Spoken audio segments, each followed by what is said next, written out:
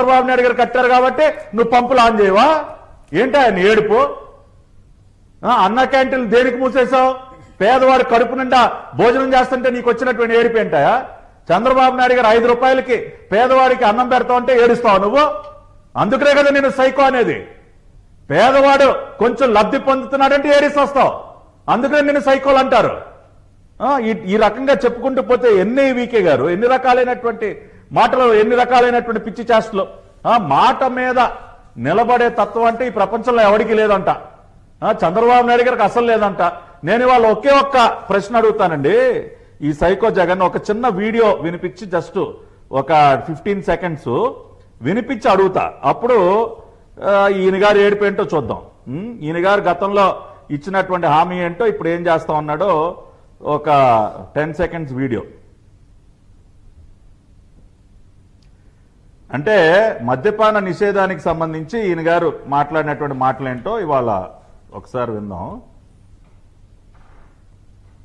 Next election 2024లో నేను ఓట్లు అడిగే సమయానికి మాత్రం ఖచ్చితంగా మద్యాన్ని 5 స్టార్ హోటల్స్ మాత్రమే పరిమితం చేసిన తర్వాతనే ఓట్లు అడుగుతాను.